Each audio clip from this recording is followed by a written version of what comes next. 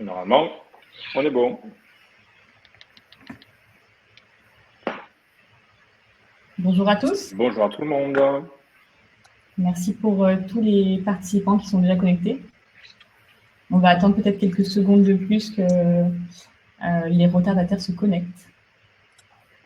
Ouais. Hop, je vais partager mon écran.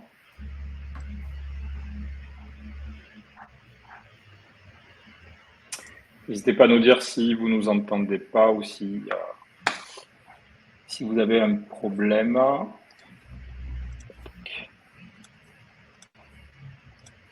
Parfait. Merci. Voilà, j'ai partagé mon écran. Vous devez le voir. Je pense que c'est bon. Super. Bah, écoute, on peut démarrer. C'est bon. Ça se connecte encore, mais on va commencer. Ils vont nous rejoindre. 11h02, on va y aller. On a 1 heure, on a plein de choses à dire. C'est parti. Ben, je vais me présenter, je vais commencer. Allez.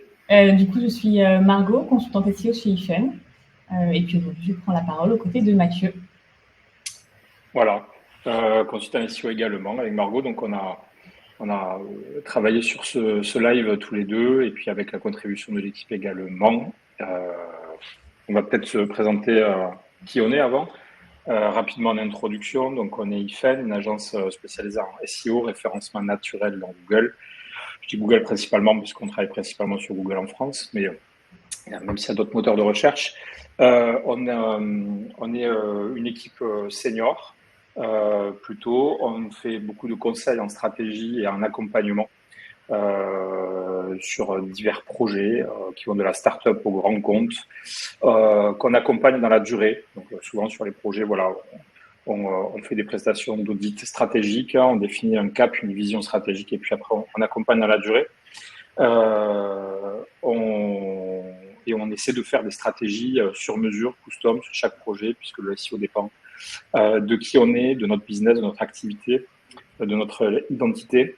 Et donc, on essaie de rentrer en immersion dans les différents sujets et d'avoir finalement une offre ou en tout cas un accompagnement qui est sur mesure systématiquement en fonction des organisations avec lesquelles on travaille. Et voilà, quelques petits logos en référence client. Et aujourd'hui, du coup, on va vous présenter un petit peu le programme de ce webinaire. Donc, vous l'avez compris, on va parler d'AI Overview.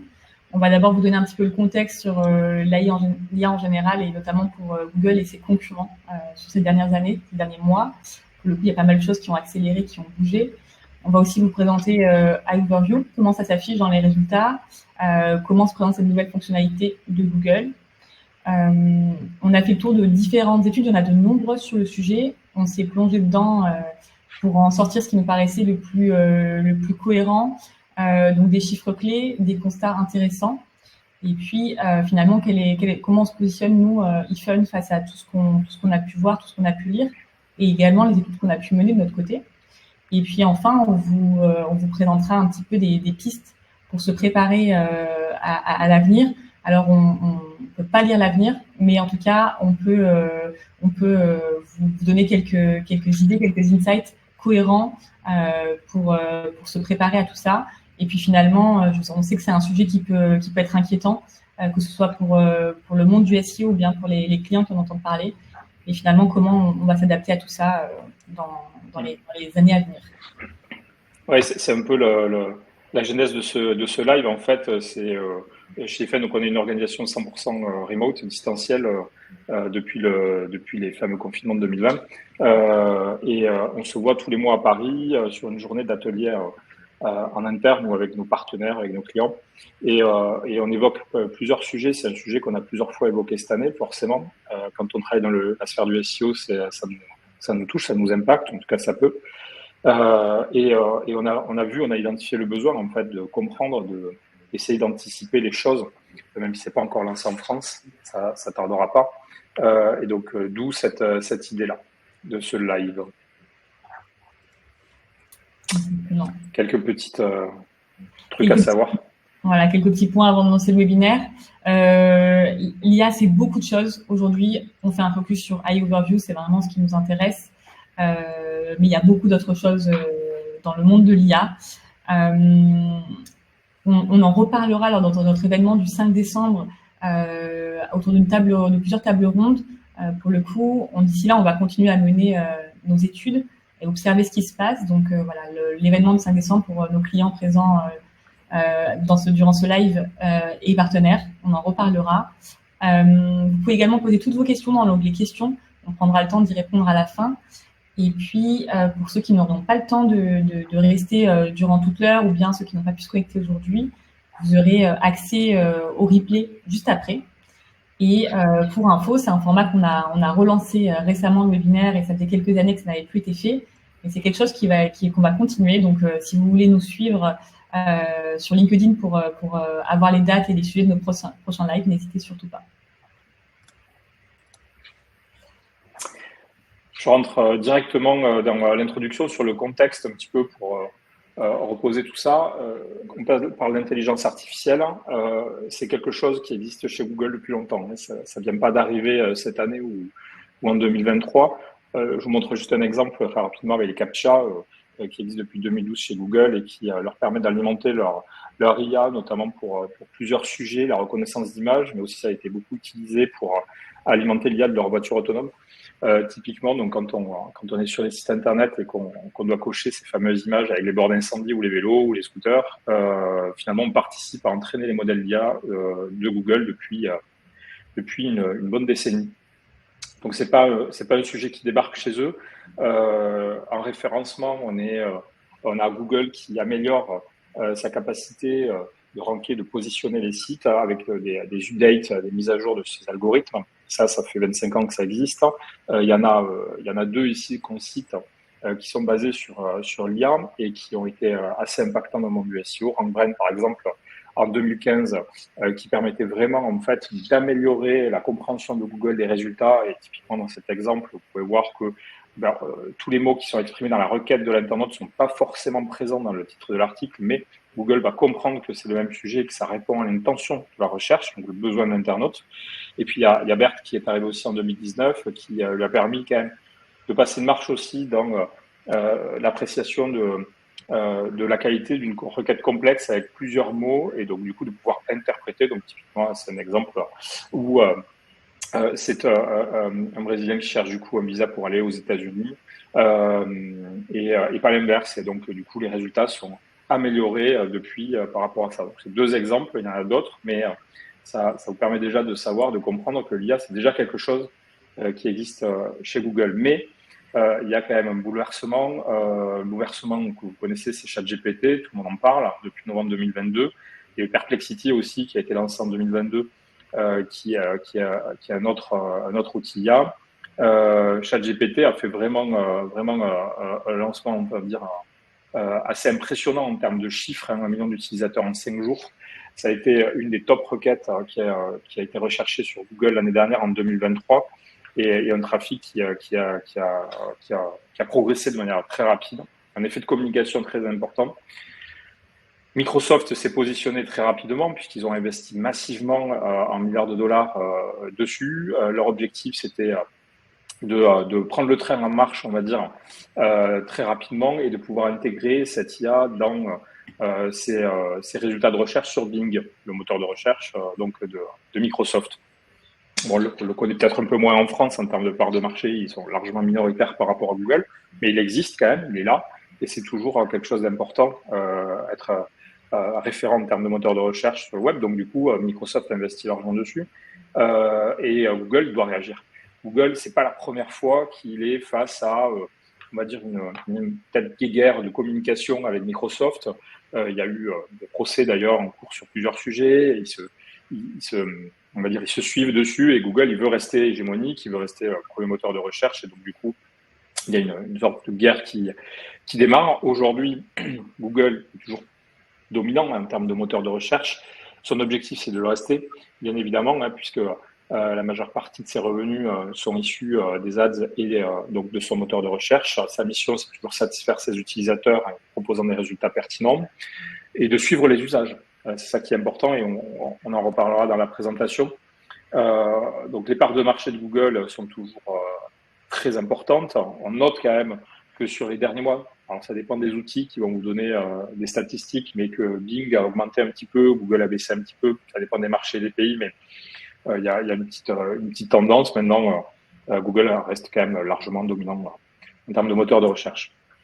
Il y a quelque chose, du coup, dont Google réagit, et quelque chose qui est important en 2024, c'est le lancement du coup d'AI Overview, cette nouvelle fonctionnalité où Google va intégrer l'intelligence artificielle dans ses résultats de recherche.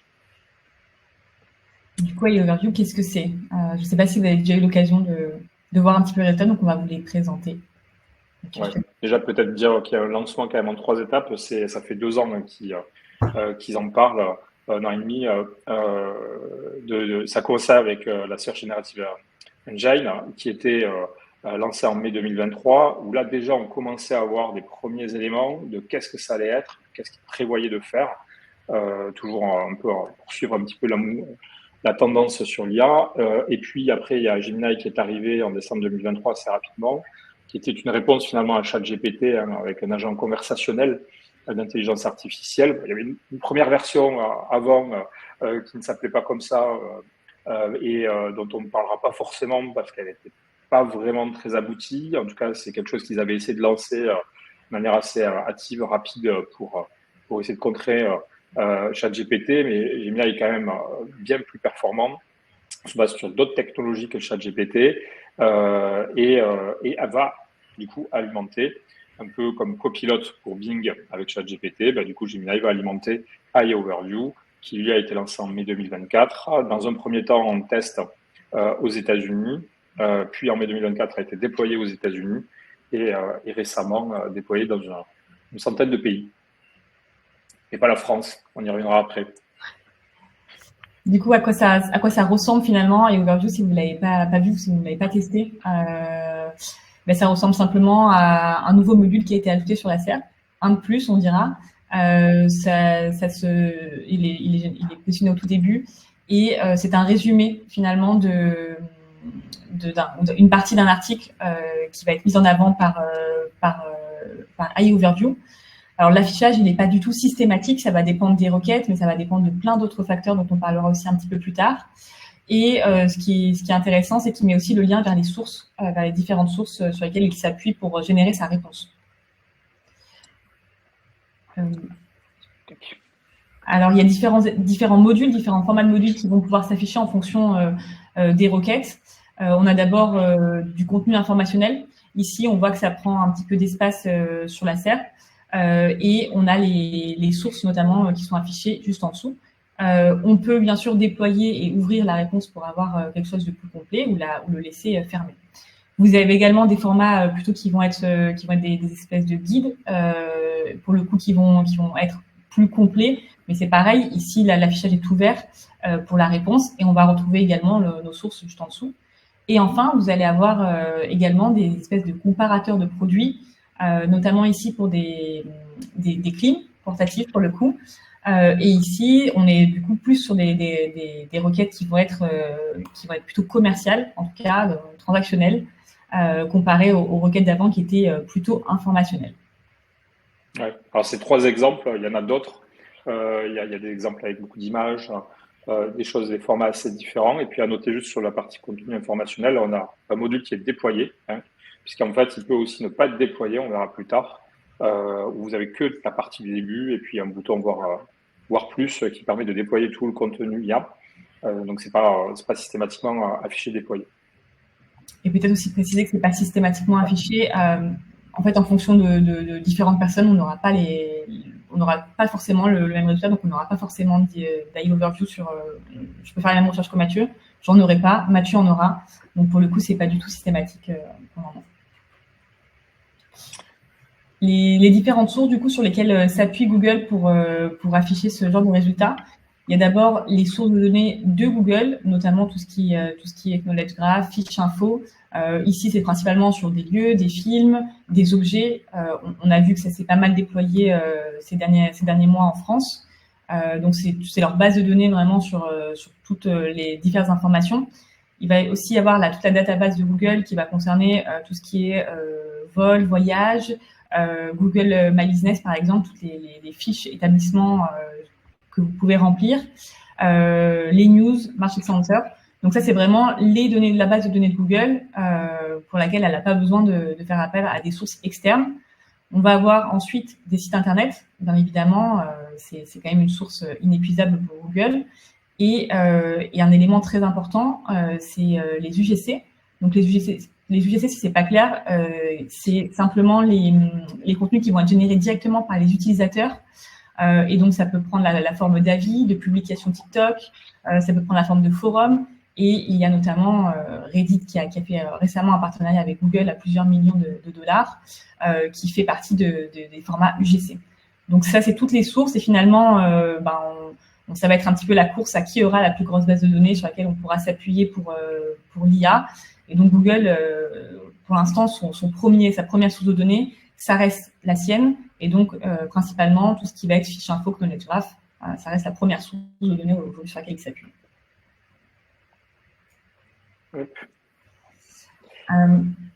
Du coup, avec Overview, forcément, c'est un enjeu pour nous, en tout cas pour notre fameuse position 1 pour laquelle on se bat tant, puisqu'aujourd'hui, ça vient prendre un nouvel espace sur la SERP. Donc, vous voyez ici un résultat à Overview qui n'est pas déployé pour le coup. Les sources ici qui sont affichées juste à droite.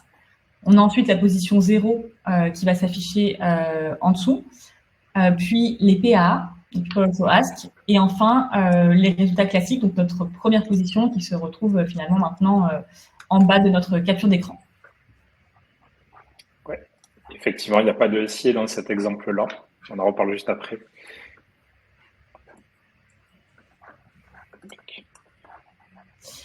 Alors, il y a quand même eu quelques fails depuis le lancement. Il faut rappeler que ça reste vraiment récent pour le coup. Donc, effectivement, Elizabeth Reid, la Head of Search de Google, a avoué à demi-mot qu'il pouvait y avoir eu quelques couacs. Pour le coup, elle met ça plutôt sur la faute des internautes qui se sont amusés à faire des recherches un peu absurdes, un petit peu inédites pour produire des résultats erronés. Alors effectivement, ça a été le cas. On en a vu pas mal passer sur Twitter, des gens qui se sont amusés à poser des questions un petit peu tricky. Mais il y a aussi des exemples qu'on vous a mis juste à gauche. Pour le coup, ce sont des recherches plutôt qui paraissent plutôt classiques et pas forcément faites pour tromper l'IA, et sur lesquelles les réponses étaient pas très bonnes, notamment est-ce qu'on peut fumer en étant enceinte, et Overview qui répondait qu'effectivement les docteurs recommandaient 2 à 3 cigarettes par jour. Ou bien est-ce que c'était possible de laisser son chien dans la voiture quand il faisait chaud, et effectivement Overview dit qu'il n'y a aucun problème et que c'est tout à fait safe de laisser un chien dans la voiture. Des exemples, il y en a eu plein qui sont passés. Il y a eu pas mal de choses qui ont été corrigées, mais il reste forcément, ça reste de l'IA. Et comme le dit Ryan Williams du MIT, ce qui est pertinent n'est pas forcément juste. Et aujourd'hui, effectivement, l'IA cherche à amener des réponses les plus pertinentes possibles. Est-ce que c'est juste? Ça, c'est pas forcément le cas actuellement. Ouais. Et je rajouterais, c'est pas le problème seulement de Google avec AI Overview. Alors, moi, je me suis amusé à taper est-ce qu'Antoine Dupont, notre fameux joueur de rugby en France, a joué à la tournée d'automne de l'équipe de France en Australie en 2021? ChatGPT vous répond oui. Il a joué au deuxième match et puis après il est rentré en France. Mais sauf que quand on regarde la composition, il n'a pas du tout été en Australie à ce moment-là. Donc, toujours faire attention. L'IA se base sur le contenu existant. Et à un moment donné, il faut toujours, et ça devient important, on en reparlera après, vérifier les données, vérifier les chiffres, vérifier les faits, et pas prendre tout pour argent comptant. En tout cas, effectivement, c'est quand même hyper stratégique pour Google, parce que avant, l'hantise de Google, c'était quand même le biais sémantique, c'est-à-dire que le sémantique, c'est le sens des mots. Donc, si je dis orange, ça peut être le fournisseur d'accès Internet, ça peut être la couleur, la ville, le fruit. La hantise de Google, pendant longtemps, c'était de dire est-ce que je fais remonter le fournisseur d'accès? Est-ce que je fais remonter des informations sur le fruit en fonction de la requête? Donc, il a fait très attention à ça. Ça fait longtemps quand même qu'il est mature sur le sujet, mais quand même, et là aujourd'hui, il se retrouve face à ce nouveau défi aussi, de dire ok, maintenant je maîtrise tout ce qui est biais sémantique, appréciation du langage naturel avec l'IA, que voilà, je mets en place dans mes filtres et mes algorithmes depuis un moment, mais là, je vais afficher de l'information, comment je suis sûr que c'est la bonne information, comment je suis sûr de ne pas décevoir les internautes, et c'est pour ça que aujourd'hui, sous le module, vous avez toujours la mention que c'est un test expérimental. Voilà. fait par Google. Donc, ça ne veut pas dire que ça ne restera pas, mais en tout cas, il faut quand même prendre des pincettes entre guillemets sur tout ça et faire attention. Et enfin, la dernière news qui est très récente, puisque ça date de lundi, iOverview est désormais disponible dans plus de 100 pays. Seulement un seul pays en Europe, du coup c'est au Royaume-Uni que ça a été déployé. Il y a différentes idées pour lesquelles c'est pas encore déployé en Europe et c'est plus compliqué sur le marché européen, notamment tout ce qui va être DMA. Du coup, c'est tout ce qui va viser à encadrer les géants du web. Et puis les droits voisins, donc le marché européen reste encore un petit peu compliqué, je pense. On pense à aborder pour AI Overview, mais il n'empêche que ça ne devrait non plus trop tarder sur le marché européen. Peut-être pour un exemple, pour que vous compreniez Digital Marketing Act, ce que ça a provoqué chez Google et qui est quand même important. Avant, vous tapiez une adresse dans Google, vous aviez Google Maps en gros affiché, vous cliquez, vous arriviez sur Google Maps. Aujourd'hui, c'est plus le cas. Vous avez un snapshot, un screenshot finalement de la map, mais vous pouvez plus cliquer pour aller dessus. C'est vraiment l'idée, c'est d'essayer de faire en sorte que Google ne soit pas hégémonique et ne fasse pas que la promotion de ses produits, donc une forme d'anticoncurrence. Aux États-Unis même, en ce moment, il y a un procès antitrust contre Google qui est en cours. Donc même aux États-Unis, c'est un sujet. Donc Google doit faire attention aussi par rapport à ça. Et puis le droit voisin, tout ce qui est médias, et en France, il y a eu gain de cause pour les médias où Google rétribue les médias pour pouvoir utiliser leur contenu. Donc à l'époque de l'AMP, Accelerated Mobile Pages, donc les pages rapides qui se chargent rapidement sur mobile, qui étaient hébergées du coup par Google, mais qui étaient le contenu des médias. Donc c'est un sujet aussi. Donc Google fait attention en Europe. Donc il n'y a que le UK sur lequel ça a été lancé puisqu'ils ne sont pas dans l'Europe. Mais en tout cas, on peut dire que ça arrivera, mais il fait attention. On va peut-être passer sur la partie suivante, ce que nous disent les études. Donc ce qu'il faut savoir, c'est que finalement, ce live, c'est aussi le fruit de notre veille. On a regardé plusieurs études, que ce soit aux États-Unis ou en France. On a des confrères aussi qui font des études très intéressantes. Et l'idée, nous ici, c'est de faire remonter des sujets qui nous paraissent importants avec des statistiques. Vous verrez, des fois, il y a certaines études qui se contredisent, ou en tout cas qui ne disent pas la même chose. Ce qu'il faut noter, c'est qu'on est vraiment au début de tout ça, sur le déploiement. On n'a pas encore beaucoup de recul quand même si on en a un petit peu sur la partie États-Unis, mais vous allez voir, c'est très différent. Il y a Overview aujourd'hui d'il y a 6 mois. Et donc, du coup, en fait, il y a des études qui ont été menées typiquement au mois de juin, juste après le lancement aux États-Unis, qu'on n'a pas forcément repris ici dans ces slides parce que ces chiffres-là sont plus vraiment valables aujourd'hui, en fait, tellement que ça a changé. Alors déjà, le premier point à remonter, c'est le taux de visibilité du module, c'est-à-dire sur 100 requêtes dans Google, combien de fois ce module d'intelligence artificielle, AI Overview, va s'afficher sous la barre de navigation. Au lancement, on était sur 64% de taux de visibilité en mai dernier. Ça, c'est une étude de SE Ranking, un outil américain sur 100 000 mots. Typiquement, ce même chiffre sur cette même étude, d'ailleurs, qui est mise à jour régulièrement par cet outil, est descendu à 8,7%, 6 mois après. Donc, ça montre quand même un petit peu déjà une première tendance, c'est que ce n'est pas forcément un module qui va être affiché sur toutes les requêtes. C'est un module qui sera accessible, les gens pourront l'utiliser, mais qui ne sera pas forcément affiché systématiquement. Une autre étude d'AWR, qui est un autre outil qui a fait une étude sur 8000 mots, 12,4% de taux de visibilité. Nous, de notre côté, on a fait des études sur plusieurs secteurs. Là, on vous a mis un secteur, une thématique qu'on reprendra un peu plus tard sur l'univers du matelas, sur une base de données de 10 000 mots, 15 millions de recherches par mois aux États-Unis. On est, par exemple, ici sur deux analyses à deux moments différents, une il y a 2 mois et une maintenant en début de semaine, 3,14%, 4,25%. Alors, on est sur une thématique, un sujet où on est beaucoup sur la requête transactionnelle. On en parlera après. C'est pas forcément quelque chose qui sur lesquels AI Overview est très présent, mais ça montre déjà qu'on est sur un taux qui est quand même plus bas que les 64% au lancement, et deuxièmement que ça évolue, ça change beaucoup, et qu'il peut y en avoir un peu plus, ou il peut y en avoir un peu moins en fonction des requêtes. Ça change, comme disait Margot tout à l'heure. Autre petit point de vue qu'on a sur certains sites. Donc nous, en fait, on prend les thématiques sur lesquelles on travaille en France et on regarde aux États-Unis, soit en faisant de la traduction ou l'équivalent, en fait, plutôt que juste la traduction des requêtes américaines. Donc c'est pas forcément la traduction qui va être pertinente. On regarde aussi on va dire les concurrents américains, même si ce sont pas forcément concurrents en France, mais en tout cas des sites similaires aux États-Unis en termes d'identité. On regarde un petit peu ce qui se passe. On a des outils aujourd'hui qui nous permettent de voir finalement sur quelle requête IOverview s'affiche. Et donc typiquement, si on prend un assureur, USA, 490 000 requêtes, 4 millions de visites mensuelles, on est sur une présence de 8% sur la requête du module IOverview. Et le trafic qui potentiellement est impacté serait autour de 2%. Alors, je dis potentiellement impacté parce qu'on n'a pas forcément encore de visibilité sur la baisse ou l'augmentation du volume de clics. Je dis baisse ou augmentation parce que c'est pas forcément une baisse, en tout cas selon certains spécialistes.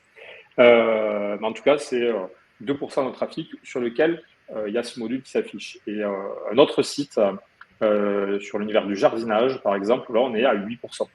Donc on est sur des rapports qui sont assez différents en fonction des sites. Il n'y a pas de vérité universelle et ça évolue, encore une fois. Ça va aussi dépendre clairement des thématiques et du type de requête qui vous rapporte le plus de trafic actuellement sur votre site, hein, forcément. C'est pour ça que ces chiffres sont aussi variables finalement aujourd'hui. En tout cas, on n'est pas sur des chiffres à 50 ou 80% de trafic potentiellement impacté. Donc ça, c'est plutôt une bonne nouvelle quand même.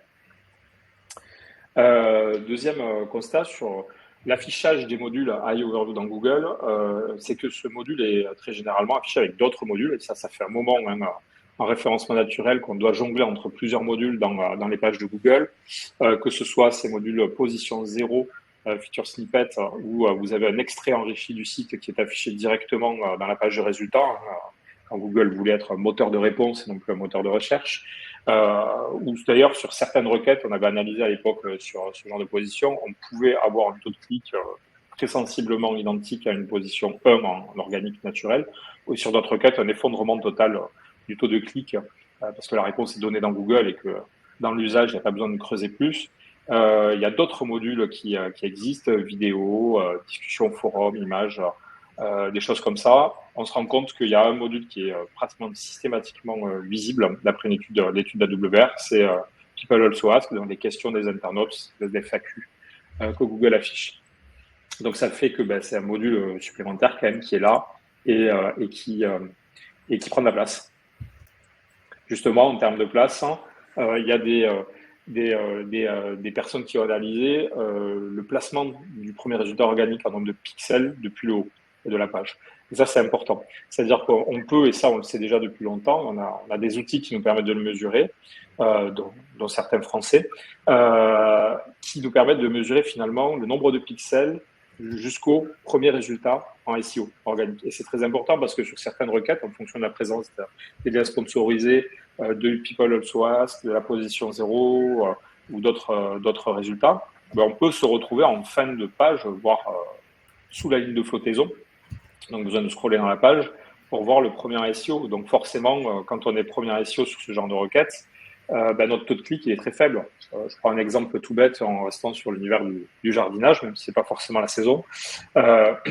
Récemment, en tout cas cette année, Google a sorti sa fiche info, une espèce de mosaïque en fait. Donc, si vous tapez basilic dans Google, vous allez avoir toute une mosaïque de contenu que Google va pousser avec systématiquement YouTube, qui appartient à Google, et vous avez ce module-là. Donc, c'est quelque chose qu'on a analysé aussi. Typiquement, à la sortie de ce module-là, on a certains résultats où on était premier en SEO dessous, où notre taux de clic descend à 2-3%.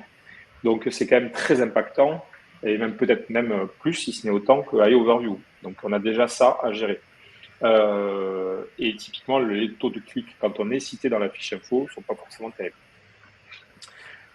Donc bon, c'est un phénomène qu'on connaît déjà, mais sur lequel il faut mesurer, il faut regarder. Donc là, c'est cette étude qui a été menée par un confrère. On voit en fait finalement, quand il n'y a pas le module IOverview, on est à 386 pixels à peu près de présence sur une moyenne d'un échantillon de mots-clés qu'ils ont étudié, plusieurs milliers de mots. Et quand on est avec l'affichage, carrément on descend. Et en général, on va être en fin de page, vous voyez sur le screen, sur la partie de droite, premier résultat organique normal est tout à fait en bas. Donc encore une fois, c'est un phénomène qu'on connaît déjà en SEO quand même avec d'autres modules, et ce qui nous conforte quand même dans l'idée du global search, c'est-à-dire de ne pas être présent dans une page de résultats seulement qu'avec un résultat organique naturel qu'on connaît depuis 25 ans, mais aussi trouver d'autres supports. Aujourd'hui, on a la possibilité, on parlait de Google My Business tout à l'heure à Margot, on parle de plein de choses. Ça peut être le SIA, ça peut être Instagram, ça peut être YouTube. Il y a plein de supports en tout cas qu'on peut utiliser pour essayer de maximiser la visibilité quand la page de résultats. On parlait de SIA tout à l'heure. Alors ça, c'est quelques stats, même si on va les relativiser très vite. Une étude qui a été menée aussi par AWR, présence des liens sponsorisés avec le module AI Overview. Il y a plusieurs possibilités. Il y a des liens qui peuvent être au-dessus du module AI Overview, donc barre de recherche, liens sponsorisés, Premium, SIA, Google Ads, et puis module AI Overview. Là, dans leur étude, on était à 8,7%. AI Overview et les liens qui sont dessous, donc sous le module d'IA, on était dans 20%. Et puis après, le reste. Ce qu'il faut savoir, c'est que ça a déjà changé, puisque le 3 octobre, donc l'étude a été faite avant, d'AWR, le 3 octobre, Google a officialisé notamment la présence des annonces Google Shopping dans les modules IA, directement dans la réponse de l'IA. Donc, du coup, ça pousse encore plus ces liens sponsors, et c'est bien sûr quelque chose de hyper important pour Google, parce que on rappelle que la moitié de ses revenus, ça vient quand même de l'Ads. Donc, il a tout intérêt quand même à monétiser ses pages de résultats. Et donc, du coup, forcément, il continue ses tests, il continue d'essayer d'améliorer son modèle de monétisation, finalement, de ses utilisateurs, et c'est que le début, quoi. Autre sujet important, c'est sur quoi s'affiche ce module. On remarque que ça s'affiche souvent sur tout ce qui est comment faire, how to, les tips, les astuces, les bonnes pratiques, tous ces sujets-là, et plutôt des requêtes longues, style des questions posées par les internautes, ou des requêtes un peu plus complexes, moins sur des mots-clés génériques, tout simplement. On est plus sur des requêtes informationnelles, donc recherche d'informations, plutôt que commercial, transactionnel ou navigationnel. Navigationnel, c'est la recherche de marque. Donc, quand j'ajoute une marque dans ma requête, typiquement, si je dis Amazon ordinateur portable, c'est une recherche navigationnelle. Ensuite, la question qu'on s'est posée, c'est quelles sont les thématiques les plus impactées, parce qu'en fonction des thématiques, il peut y avoir des statistiques différentes. Alors ici, on a mis 2 études. En fait, il y en a plusieurs qui existent. On s'est rendu compte que ça a déjà évolué en 6 mois aux États-Unis. Il y a quand même 3, on va dire, thématiques, notamment une qui prédomine et qui a été quand même fortement touchée, c'est le secteur de la santé. Alors, en tout cas, un sujet qui est extrêmement sensible, hein. On l'a vu tout à l'heure avec une femme enceinte qui fume. Donc, c'est quand même assez étonnant, mais c'est un signal qui est assez logique et corrélé, nous, à ce qu'on voit, par exemple, sur les mises à jour de août de Google, qui sont assez impactantes, et sur le secteur de la santé, mais non pas forcément des médicaments, mais tout ce qui est bien fait, voilà, bénéfice de certaines thérapies ou de certains traitements. On a vu des impacts assez importants sur certains sites. Donc c'est un sujet qui est important. YML, Your Money, Your Life, c'est tout ce qui est finance, tout ce qui est financier par exemple, où là on a vu quand même rétropédalage à un moment donné sur les États-Unis de Google sur ces requêtes-là qu'ils avaient attaqué dès le début. Et du coup, on peut se douter qu'en France, ce sera encore plus compliqué ce genre de requêtes à aller toucher avec Overview, parce qu'on est encore plus sérieux, je veux dire juridiquement parlant. Je pense qu'on ne laissera pas trop passer ce genre d'erreur en France et en Europe au global. Ouais. Et YouTube est très important, effectivement. Et puis, j'irai même plus loin, on en parlera après, mais TikTok est cité aussi dans les modules AI Overview. Donc, pas oublier TikTok qui occupe de la place de plus en plus dans les pages de résultats Google. Un autre secteur qui nous intéresse, c'est tout le secteur du contenu chaud, de l'actualité, des médias, de la presse. Là, on a repris un consultant britannique qui a fait une étude aussi de son côté et qui estime que sur les contenus chauds, le module est beaucoup moins présent. En tout cas, c'est un secteur sur lequel on n'a pas forcément un taux de présence très important. Bon, ce qui n'est pas étonnant. Et de toute façon, en France, je pense que ce sera un petit peu compliqué, à part si ils négocient avec les médias français, dans le cadre des droits voisins, un accord encore plus ambitieux que celui qu'il a aujourd'hui. Enfin, sur les requêtes transactionnelles, on en parlait un petit peu tout à l'heure, c'est quelque chose sur lequel le module IO, en fait, IO Overview, est moins visible globalement. Nous, on a regardé sur donc, nos 10 000 mots sur le matelas. Sur ces 10 000 mots, on avait 3 300 qui étaient des requêtes transactionnelles et seulement transactionnelles, pas de mix informationnel. Sur ces requêtes-là, on en a 33 sur la deuxième étude qu'on a menée qui ont le module IO Overview qui est présent. Ça équivaut à 1% des recherches transactionnelles. Donc, c'est quand même très light. Ce que je rajouterais, c'est que de toute façon, c'est pas forcément dans l'objectif parce que, en tout cas aux États-Unis, ils ont quand même une page de résultats qui est un petit peu différente de la française aujourd'hui déjà. Puisqu'aux États-Unis, ils ont des filtres, ils sont très visibles sur ces requêtes-là, où Google carrément finalement vous permet de filtrer pour chercher des produits, donc une espèce de valorisation des fiches produits telle qu'on l'avait pas vu depuis longtemps qui est présente là-bas. Donc voilà. Je ne sais pas si le DMA pourra leur permettre de faire ça en France de manière aussi massive, mais en tout cas aux États-Unis, c'est plutôt ce format de page de résultats qui existe sur les requêtes transactionnelles, bas de tunnel, c'est-à-dire vraiment orienté plutôt transaction, achat, et pas considération de produit ou d'achat de produit. Autre information qu'on a pu trouver cette fois dans l'étude des ranking, on a 4 liens en moyenne présents, puisque dans les réponses du module IA Overview, on a des liens qui sont présents pour les liens vers les sources, en fait, sur lesquelles se base le module pour générer son contenu. Ces sources-là, bien sûr, pour nous, elles sont cruciales, très importantes, puisque c'est ça qui va nous permettre de générer du trafic, a priori. Il y en a 4 en moyenne. Il y a certains résultats dans leur étude où ils ont enregistré jusqu'à 26 liens, ce qui est assez colossal. Mais on va dire, sur une moyenne de 4. Ensuite, autre fait intéressant, cette fois-ci c'est SEO Clarity, qui remonte sur une étude de 36 000 mots, que dans 94% des cas, les liens qui sont cités en source ne sont pas des liens qui sont déjà présents en résultat naturel dans la première page de Google. Donc ça, c'est plutôt intéressant, hein. Ça veut dire que c'est pas parce que vous êtes premier ou deuxième sur la requête en SEO classique que vous serez cité comme source par le module AI Overview. J'ai envie de dire, c'est encore, c'est super parce qu'il y a plein de requêtes sur lesquelles on n'est pas forcément positionné sur les sites sur lesquels on travaille. Ça nous fait une opportunité de plus pour remonter sur la première page de Google. Il y avait la position 0 qui nous avait beaucoup aidé sur certaines requêtes. Et maintenant, il y aura ça potentiellement. On reste à voir, bien sûr, si les taux de clic seront vraiment intéressants. Impact sur le trafic organique. Ça, c'est une question que tout le monde se pose. Finalement, est-ce que ça va augmenter le trafic ou le baisser? Là, on a plusieurs sons de cloche, encore une fois. On a pris 2 sons de cloche ici. La première, c'est celle qui a fait le plus de buzz, entre guillemets, c'est l'étude de Gartner, bien connue pour, on va dire, sortir des statistiques assez pessimistes sur pas mal de sujets. Mais en tout cas, là, on va dire que c'est un cas pessimiste. Il y aura une baisse du trafic organique global de 25% d'ici 2026. Vous avez une autre étude, et après je parlerai du discours de Google aussi officiel, une autre étude de Siège Média, donc un confrère américain, une très belle agence américaine de SEO et content, qui a fait une étude et qui, eux, remarquent sur leur comparatif que leur taux de clic a sensiblement augmenté, avec des liens en fait qui sont présents dans les modules, dans les sources d'IA Overview. Donc du coup, on est un peu entre les deux. Ce qu'il faut savoir, c'est que déjà, ça va être compliqué d'avoir de vraies informations.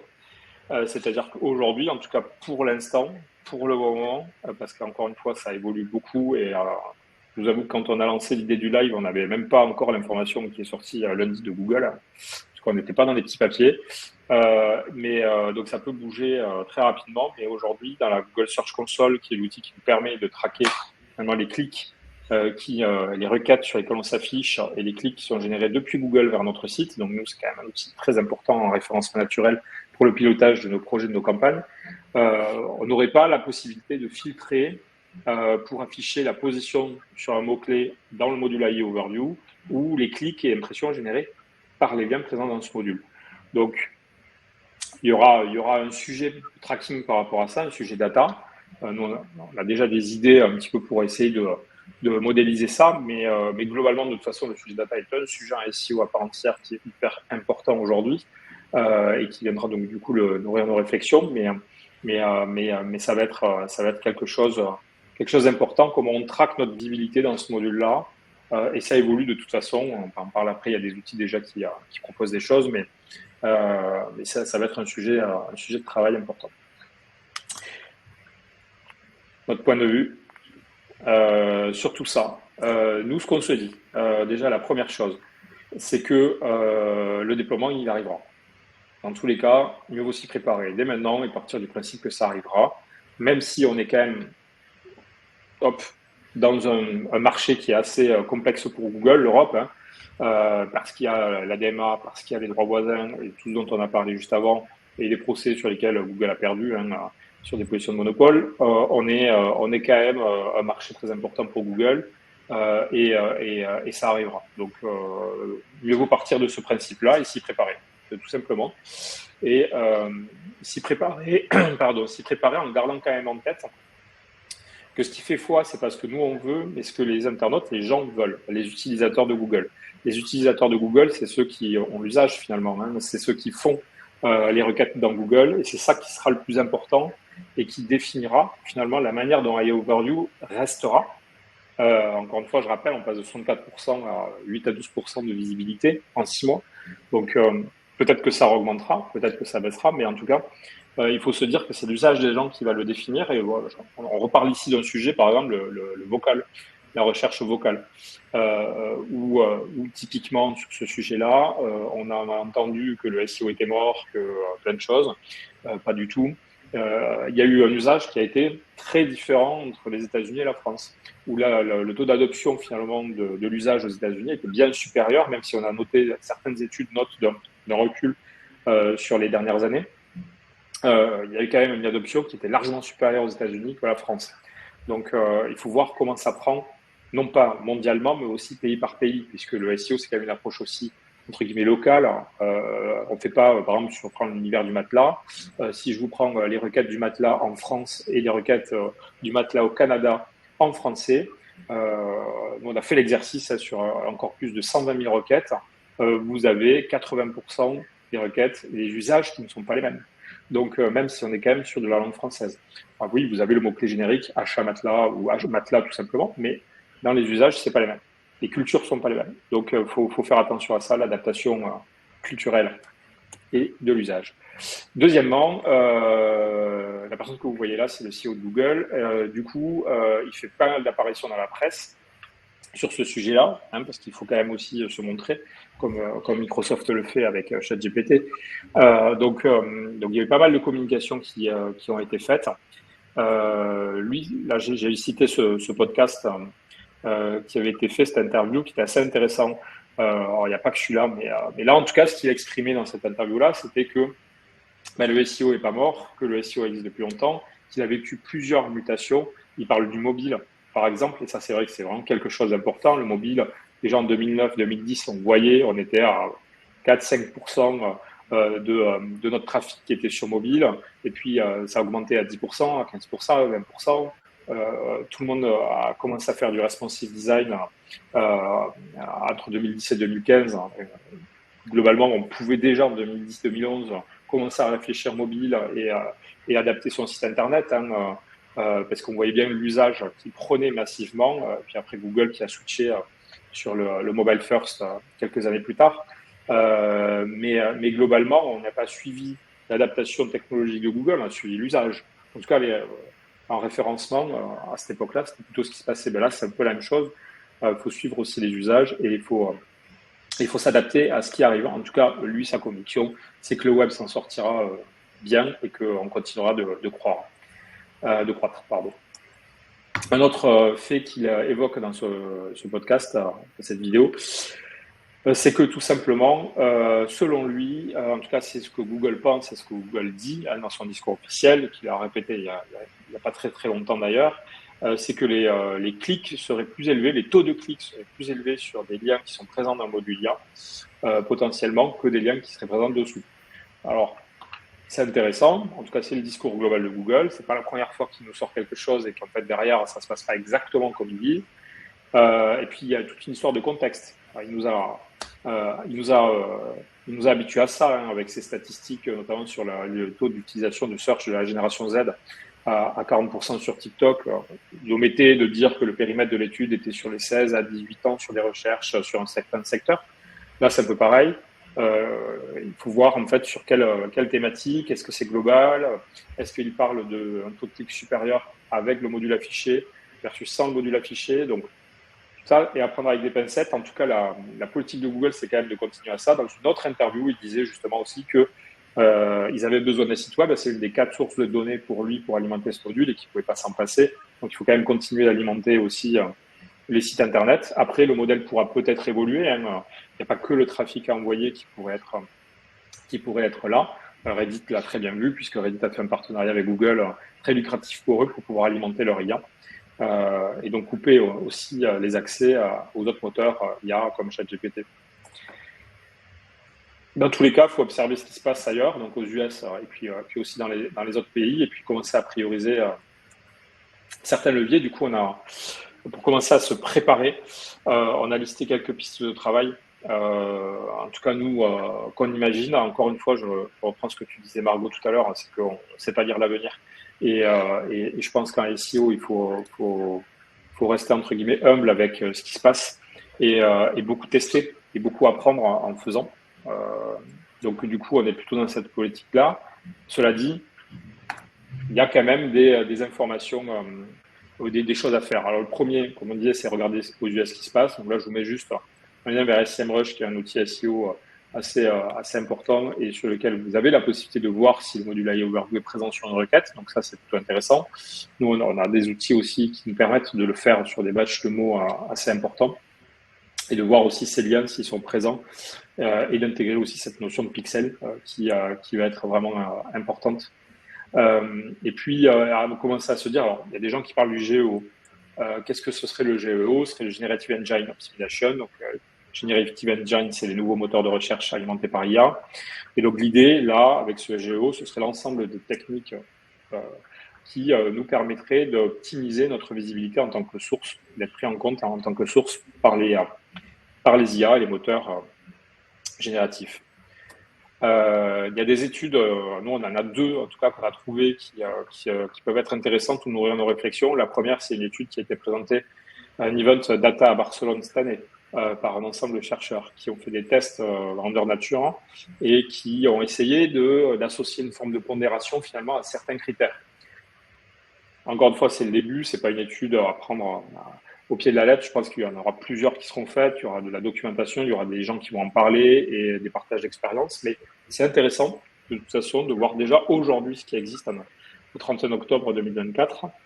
Dans cette étude, il y a trois choses qui ressortent globalement. Un, citer les ressources. Le fait de citer ces sources dans son contenu serait quelque chose de positif, en tout cas, pour la prise en compte par l'IA et Overview, et les moteurs de recherche génératifs de son contenu. Deuxièmement, faire autorité, dans le sens où dans le contenu, vous avez une forme d'écriture déjà naturelle, une forme d'affirmation de votre contenu, quelque chose, une prise de position, quelque chose qui atteste d'une forme d'expertise finalement ou d'autorité. Et puis après, l'ajout des statistiques. Donc typiquement, menez votre étude, donnez vos chiffres, c'est quelque chose qui serait valorisé, pris en compte. Une autre petite étude qui a été menée par Neil Patel, un influenceur SEO aux États-Unis, et pas que, mais entre autres, qui lui a fait une petite étude sur ChatGPT en essayant en fait de comprendre pourquoi certaines sources étaient reprises. Alors je rappelle je dis plutôt à titre d'information que il y a quelques jours, ChatGPT a lancé enfin son module de recherche. Alors c'est pas Search, un moteur de recherche à la Google, c'est juste un opérateur. Alors pour l'instant, de ce que j'ai vu en tout cas, directement dans ChatGPT, vous mettez un /search et puis votre requête et le module change un petit peu dans sa forme et vous cite des sources avec des liens vraiment présents dans le contenu. Typiquement, lui, ce qu'il a remarqué, il y a 2 choses qui favorisent la présence des sites internet, les mentions et notamment de marques. Est-ce que la marque est influente en fait, a une forme d'influence sur Internet? C'est quoi le footprint finalement, la trace que laisse la marque avec toutes ces mentions comme on parle d'elle? Ça pourrait être un élément très important. Deuxièmement, la pertinence, c'est-à-dire finalement, est-ce que vous répondez correctement? Donc, on revient sur quelque chose d'assez basique. Ma capacité à répondre à une requête, à répondre à l'intention de recherche et aux besoins de l'utilisateur. Du coup, les piliers à travailler. Première piste, déjà, ça évolue, et deux, sous réserve que votre SEO, on va dire de base, les basiques SEO sont en place. Quand je dis basique SEO, c'est ce qu'on entend globalement quand on parle de balise title, de métadescription, de format d'URL, web performance, temps de chargement, toutes ces choses-là qui font que vous n'allez pas forcément, en tout cas ça dépend des sites internet, mais et ça dépend d'où vous en êtes en termes de maturité SEO, et qui n'auront pas forcément un impact énormissime, mais en tout cas qui sont la base propre que vous devez avoir sur votre site internet pour déployer une stratégie un peu ambitieuse en SEO.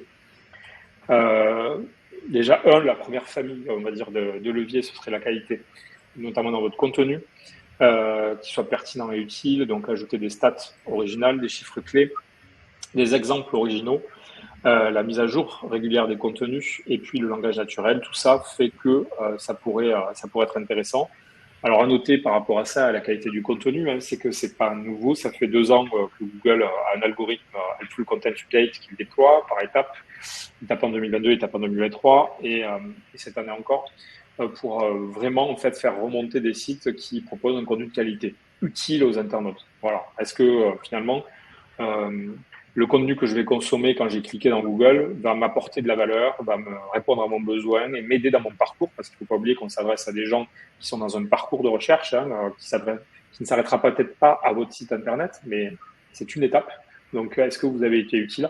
Et ça, Google a mis en place ça. Et donc, il y a certains sites qui en ont fait les frais, notamment des sites qui ont essayé de surfer sur le contenu généré par IA de manière assez massive et pas très utile. Voilà. Il y a certains cas studies qui ont tourné dans l'écosystème qui sont assez impressionnants. Donc Google quand même s'est dit voilà, ok, on va lancer ce module, mais il faut quand même faire la chasse à tous ces sites-là parce que sinon ça va être le bazar.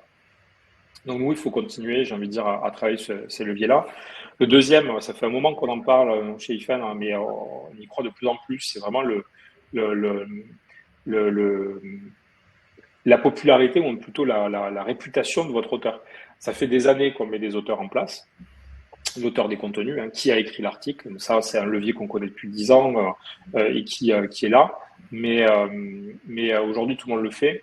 Demain, ce qui va prendre vraiment une autre dimension, c'est qui est cet auteur, quelle est sa réputation, est-ce que c'est une personne identifiable, c'est quoi son empreinte, sa trace laissée sur Internet. Je vous ai mis un exemple, une rédactrice chez Say Today. Qu'est-ce qu'on dit? Est-ce que cette personne est influente finalement dans son écosystème, dans sa thématique? Donc ça, c'est quelque chose d'important.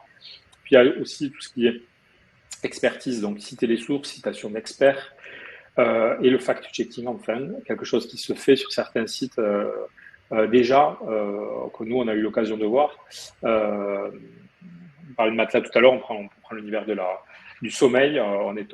Il y a des sites internet aux États-Unis qui existent où vous avez un rédacteur, on va dire une personne qui révise le contenu, donc qui a updaté le contenu, et puis un fact-checker, la personne peut être un tiers de confiance, ça peut être quelqu'un d'externe à l'entreprise potentiellement.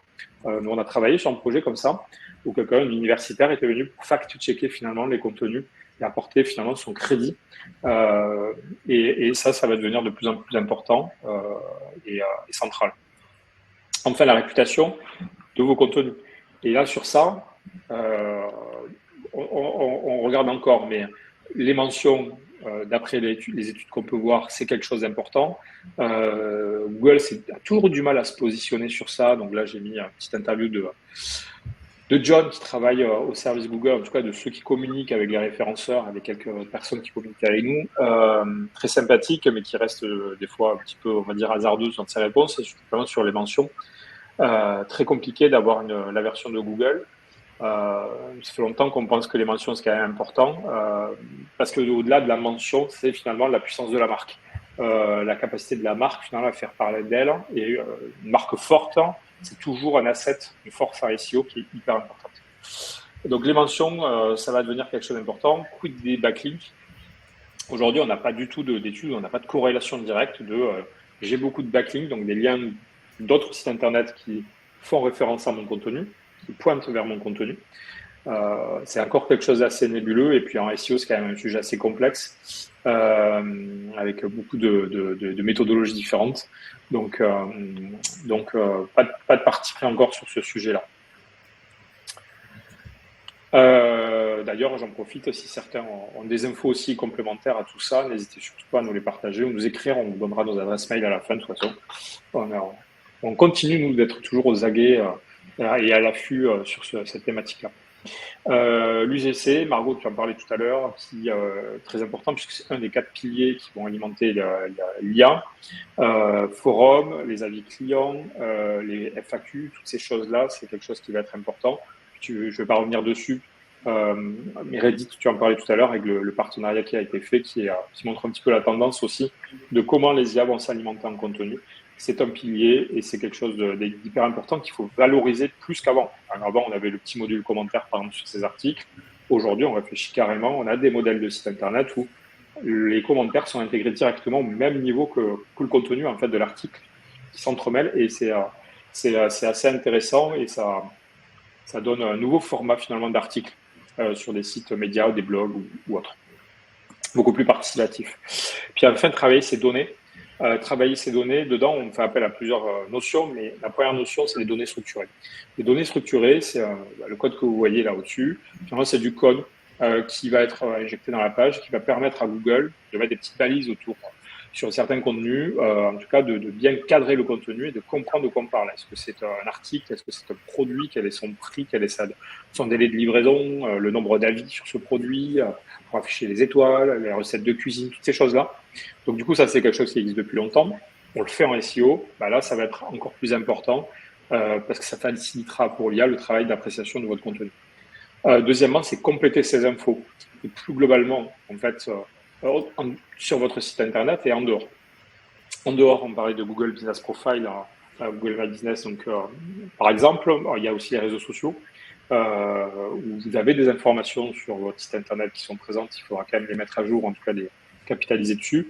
Et puis, vous avez aussi sur votre site internet, et typiquement, sur toutes vos requêtes marques, c'est quelque chose qu'on a souvent constaté, sur des sites avec des marques puissantes, très recherchées, finalement, ils sont des fois pas forcément très bons sur leur propre requête marque, et c'est du trafic qui potentiellement peut partir chez des concurrents SEO, comme des revendeurs par exemple pour un fabricant. Là, ça va être aussi très important parce que sur des how-to, sur des questions informatives autour de votre marque, potentiellement, si vous n'avez pas les contenus pour y répondre, les moteurs IA vont favoriser d'autres sources, donc du coup, c'est un enjeu quand même aussi. Et puis uniformiser ces informations, parce que si Google commence à avoir des informations contradictoires à droite et à gauche, ça sèmera le doute. Et s'il a un doute, ça va être compliqué pour lui d'être sûr de pousser votre information dans son résultat généré par IA. Donc évitons de créer le doute auprès de Google et rassurons-le. Voilà. Donc les GEO seraient, de ce qu'on se dit, il y a des articles sur Internet, on a cité quelques sources avant, mais sur ce truc-là, donc une discipline du SEO. Finalement, comme je disais tout à l'heure, on continue d'observer les usages et surtout, ce qui est rassurant au final, mais encore une fois, on verra ce qui va se passer, c'est que tous ces leviers dont on parle, pour l'instant en tout cas, on est assez familier avec ça quand même en SEO. C'est plus une idée, encore une fois, de pondération ou de priorisation en 2025 de certains chantiers peut-être qu'il faudra faire. Et puis après, surtout, continuer d'être en test and learn, d'apprendre et de découvrir tout ça. Et il est midi. On a un tout petit peu de retard sur les questions. Du coup, j'ai demandé dans le chat si des questions auxquelles on n'a pas répondu. On a répondu à certaines finalement lors de la présentation, lors du déroulé de toutes les infos qu'on a données. Mais n'hésitez pas, s'il en reste quelques-unes, on prend 2 petites minutes supplémentaires pour y répondre si vous voulez. Il y avait des questions sur... Sachant que vous avez nos adresses mail, donc n'hésitez pas à nous écrire si vous avez des questions aussi. Il y a juste une question effectivement qui restait un petit peu en suspens sur Ads et AI Overview. On y a plus ou moins répondu. Je pense que Mathieu, tu as plus ou moins répondu sur le fait que pendant un moment en cours de test et qu'il y a des choses qui sont en cours de déploiement sur la partie ads et que ça va être surtout des observations dans les mois à venir finalement sur tout ça. Je pense. Ouais, montage généré Google Gemini. Question très intéressante. Alors, pour répondre à cette question, je ne vais pas forcément parler de Gemini encore, mais de Perplexity. On l'a pas trop évoqué dans la présentation. Et c'est assez intéressant de voir ce qui se passe sur Perplexity. Alors, Perplexity, de base, quand vous faites des recherches, vous avez des sources, vous avez des liens qui sont présents, c'est quand même très présent, beaucoup plus même que sur ChatGPT. On est beaucoup plus sur un modèle comme ça. Et ce qui est très intéressant, c'est que Perplexity a lancé une offre de sponsoring finalement sur des sujets précis pour être cité en source, des sources sponsorisées. Donc on va de plus en plus d'ailleurs vers un modèle comme ça. Donc Perplexity est beaucoup plus avancé, je trouve, aujourd'hui que ChatGPT sur ce modèle de mettre des liens, les liens vers les sources, des liens sortants pour générer du trafic vers ces sources. Mais on est quand même encore au balbutiement. Et il y a une étude il y a des études qu'on a pu voir, mais qu'on n'a pas citées forcément ici parce qu'on avait déjà beaucoup de slides, mais sur le volume de trafic qui était généré par ChatGPT, Perplexity, donc ces IA génératives, qui reste encore quand même très faible. Pourquoi? Parce que quand vous tapez, vous cherchez par exemple, vous tapez meilleure assurance auto dans ChatGPT, il va vous citer des assureurs, il vous fait aucun lien vers les assureurs. Ça va évoluer. Perplexity le fait déjà plus. Donc c'est quelque chose d'intéressant, mais est-ce que ça va générer du trafic direct? Voilà, c'est quelque chose qui va évoluer. Aujourd'hui, en tout cas, sur les premières études qu'on a vues, c'est pas énorme. Attention à AI Overview, c'est pas pareil que Gemini. Gemini, c'est vraiment leur outil conversationnel et AI Overview va puiser dans la même techno de Gemini, mais pour afficher dans la page de résultats Google, où là, d'après ce que dit Google, le discours de Google et les retours de certains comme Sage Media, on aurait un taux de clic et du trafic M qui arrive de manière plus importante. Je pense qu'on va clôturer là. On a déjà dépassé de quelques minutes. Oui, tout à fait. C'est déployé sur Search GPT quand on met l'opérateur /search. Merci à tous pour votre participation et vos questions. C'était très intéressant. Et vos commentaires également, c'était très intéressant. Donc, merci à tous. Et puis, on vous aura accès au replay très rapidement. Hop. Merci à tous. Merci beaucoup. Et n'hésitez pas à nous contacter si vous voulez continuer l'échange et la discussion. Ça nous passionne.